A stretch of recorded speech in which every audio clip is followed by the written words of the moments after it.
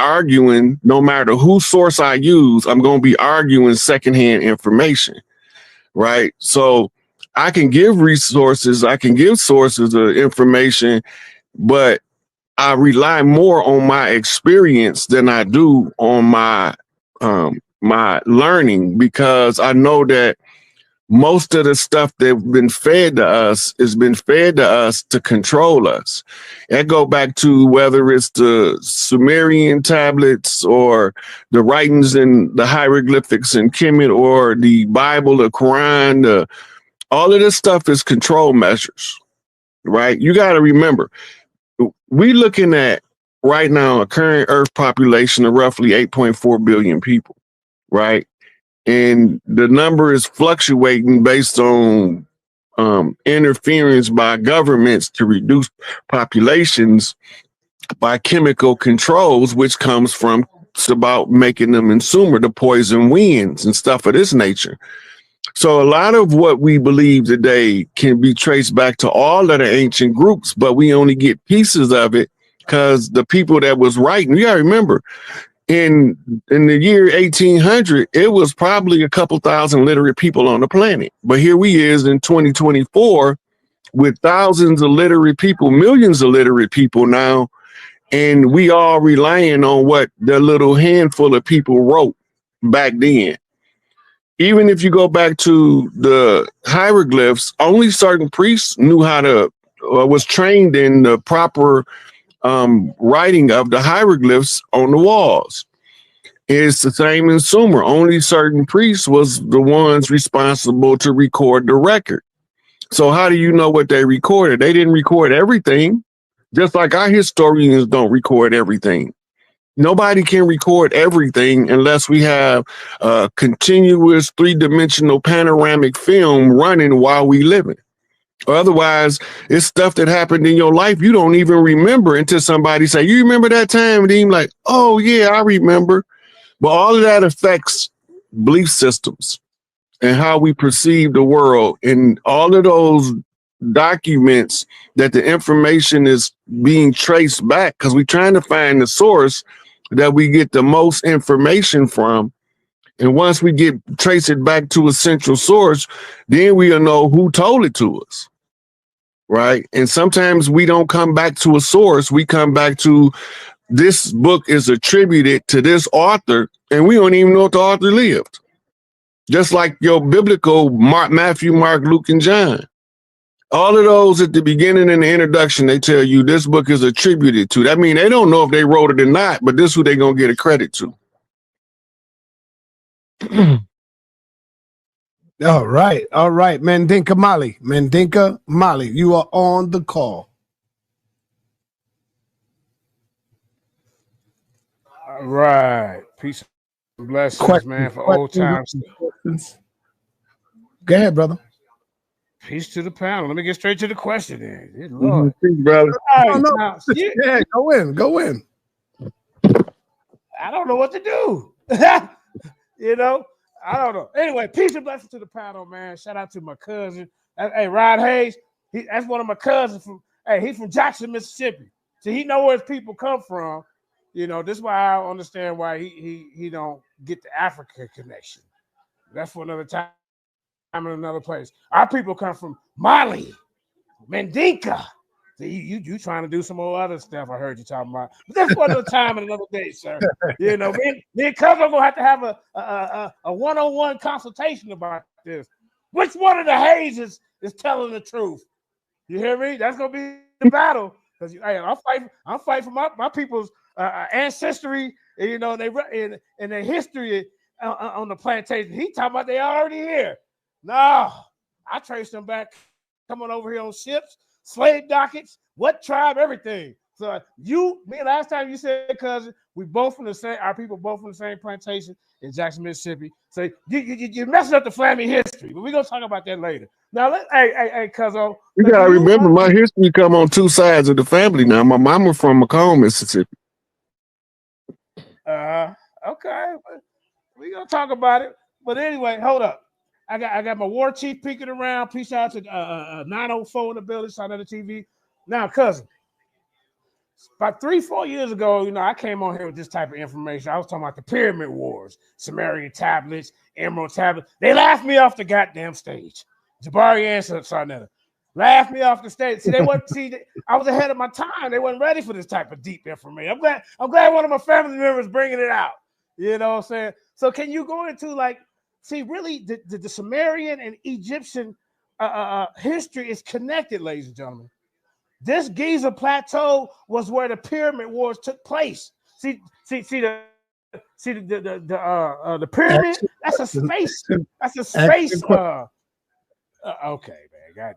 All right, because I'm bringing it out, man. One teacher tonight. Active question. Okay, well, I'm just giving my cousins flowers, man. But you know, as far as this Aboriginal stuff, and I say our people came here. That's where the road stopped. Which one of the hazes is telling the truth? Well, anyway, it could be possible we both telling the truth. It could be. Hey, family. So, do you believe that the Anunnaki came down and you know, they were here fight. They were here mining gold, right, for Anu, and then they got tired of doing the work. So, gene splice these Homo erectus, and here you have your Homo sapiens. That is the history. But go ahead. That's the Sumerian story of the creation of Lulu Amalu, the primitive workers of the earth. Right. Hey. But I still believe we was already here. I still believe we was already here. Because even if you use that as like a ground zero of their breeding program. Lulu Amalu. Lulu Amalu. Okay. And they just call them the Lulus for short. Yeah. But let me Sana, can I share my screen to help? No, because we're just asking questions. I said that to everybody, Mandinka. There's only one teacher here tonight, brother. I want to just ask questions. Okay. This is gonna help with his field. Okay. You can do your own show. Cool. All right. So let me go on. Yeah. Okay. All right. Let me move on. Well, Lisa, hey, let me. Lisa's. Let me ask Rod Hayes a question. The Kemetic stories. So he didn't answer my question, but he didn't answer my question. So go ahead. He didn't answer the question. All right, you state the question again, brother. So what's the? Okay. You know, doing my studies at some of this information, me and Raphael and a couple of other brothers that deal with this type of information. Like I say, during the Anunnaki, they were sent down by Anu. You know, Anu's the top guy. He's the top creator. Then he sent them down to mine for gold because they want to take gold back to their atmosphere because their atmosphere is messed up and the gold helps replenish their atmosphere. This is why they came here, right? So Anu sent all the other guys down because Anu the top guy sent all these guys down here to mine for gold. They got tired of doing that, so they spliced their DNA into Homo erectus, and that's how you get the Homo sapiens. This is what they used to teach. They also actually it's Homo sapiens sapiens, which is a different genetic stock than Homo sapien. But yeah, I know what you're talking about. Yeah. So in the evolutionary story, they got what they call the missing links. The missing links are unexplained jumps in the evolutionary process based on the fossil record. Now, first of all, we know they fabricated a lot of fossils and they got caught. We know that. Then Lucy, yeah. Right. So we don't take everything they say about fossil finds to be the 100%, but the missing link is more than just the fossil finds. Right. It is the generic explanation of why did the Neanderthal become Homo erectus? What happened? What made him stand upright? Right. And what made Homo erectus become Homo sapien? Right. These is that they call the missing links. What made the Homo sapien become Cro-Magnon, then Homo sapiens sapien? So the explanation that's commonly given is that this betrays the infiltration into the gene pool by foreign genetic manipulation of an outside source. right? Mm-hmm. So there is a lot of discussion about those missing links still, because they can't put it together until this Anunnaki doctrine came out. When the Anunnaki literature hit, then what got Zechariah and Eric Von Däniken's attention was, this is a clear explanation of the missing links. The sudden jumps in the process of evolution, right? Because they know that the genome only transforms under slow, gradual change, or a sudden change that's normally triggered by a radioactive exposure of UV rays. Hey, hold on, cuz don't you gotta give them baby food over here. Some of these guys, hey, when I brought it out 5 years ago, they wasn't ready for it. They laughed me off the goddamn on stage. You see what I'm saying? But that's okay, son. My cousin here to straighten it out. The only disagreement I got with is we're gonna have a battle of the hazes. Who telling the real plantation story? All right. Let me ask you the question, brother Rod. Go ahead. The women. Damn, what I was gonna ask again. Ask about the women. Are the comedic stories real, or would you say this is all just a myth? And can we live in these stories? Can we live out? Can they do good for us in this day and time? The stories of the ancient Kemetic people. It depends on it's depend on anything you use. It depends on how you use it, what you can get from it. Right. If you want to get something from the teachings of Kemet, a good place to start is Muwatta Ashby of this. He out in Florida, and he's the Egyptian yoga teacher, but he's also an Egyptian historian. I know who he is. Right. So that's a good start. Like, for instance, how do you apply what they was teaching in ancient times to your modern day life?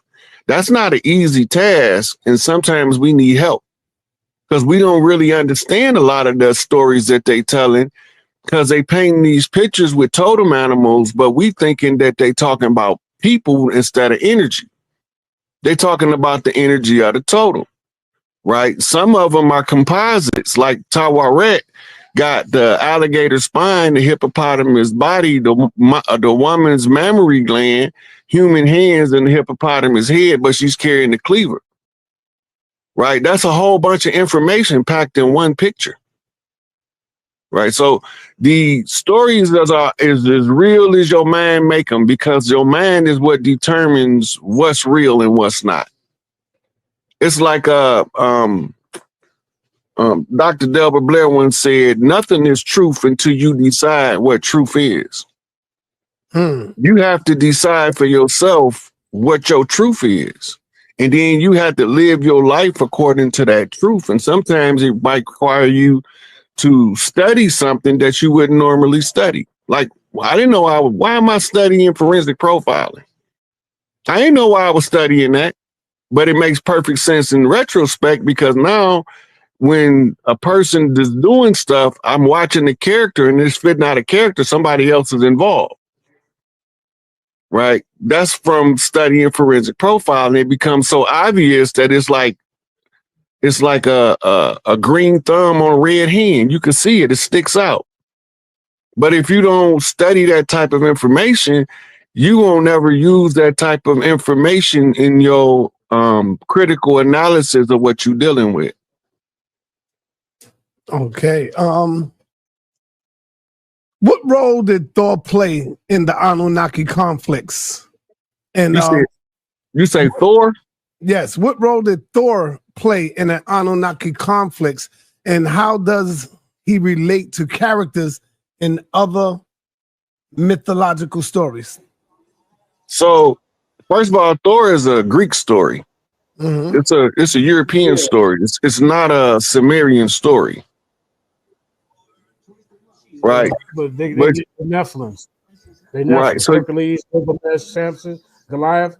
Hercules is a Greek mythology, and it's sometimes associated with a Viking story. Well, I'm saying, Elder, though, those are the Nephilim. Okay, so Well, that's part of the answer, son. That they were Nephilims. Right. All right. So let me. You're right. You're right. Right. So let me ask you this one then, Rod. Let me switch it up. How did the Anunnaki wars impact human development and civilization? Because they got what's called the Scrolls of Destiny, which they call the 10 Scrolls of Buddhist Wisdom, which is how to run a massive operation like Earth as a company. How to hold on to leadership, manage resources, and allocate resources in order for you to affect people's lives. The concept of sociology, we think it's only a couple hundred years old, but it's ancient. Sociology deals with the study of groups.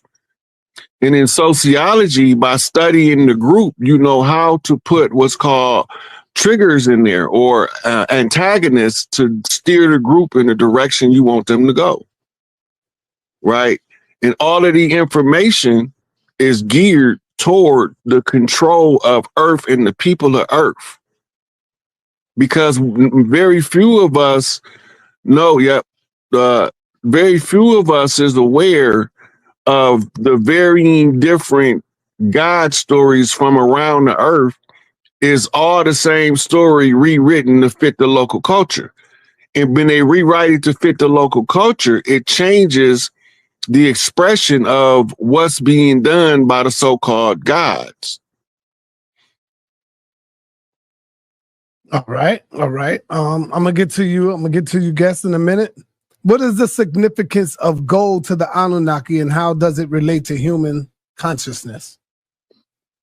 So one of the names of them is the Shining Ones, and another name they call them the Golden Ones. And the gold in its monoatomic form, or as they call it in Kemet, couscous, is been used by Anunnaki and Earth priests for thousands of years. But they also found, according to the tablets, that this gold can be used to rebuild the atmosphere of Nibiru because it was being depleted. In other words, they had a hole in the ozone layer.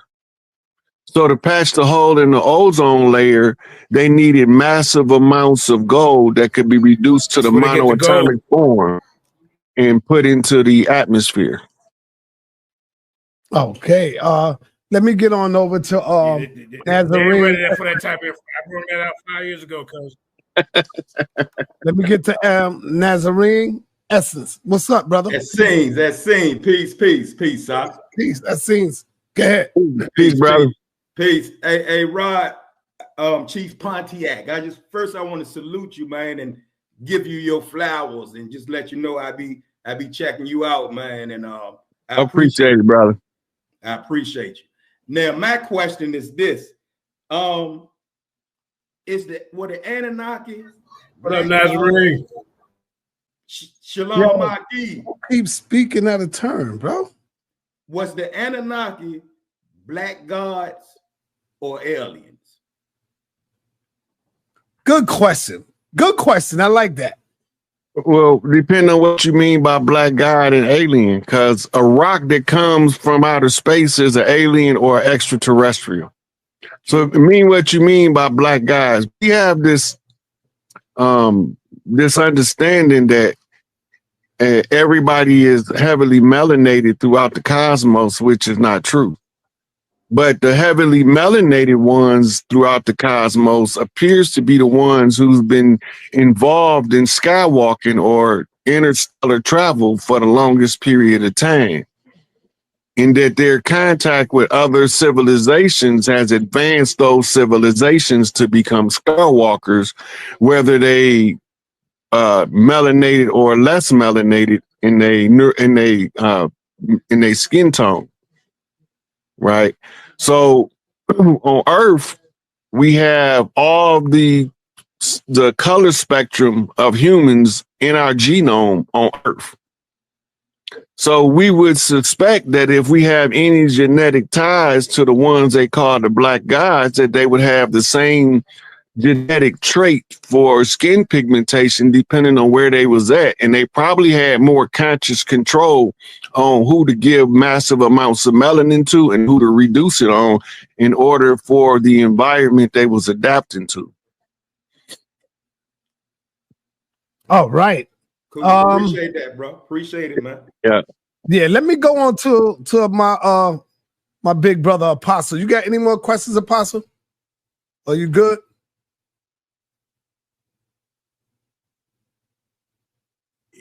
Yeah. Go ahead, brother.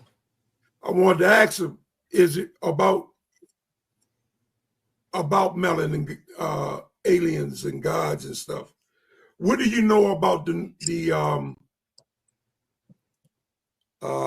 well, what's this? These blonde. You talking about the Nordic races of extraterrestrials? Right, the Nordics. The Nordics. Yeah, some of them are Arcturian, some of them are Pleiadian. Right. And they got a couple of more lesser star systems that they inhabited. You heard about the tall whites and yeah. And Then you have like the Procyon have the fullest color spectrum in they community, from pale face to almost imperceivable in the darkness of the sky black. Right. You And know they come in. This thing they call sleep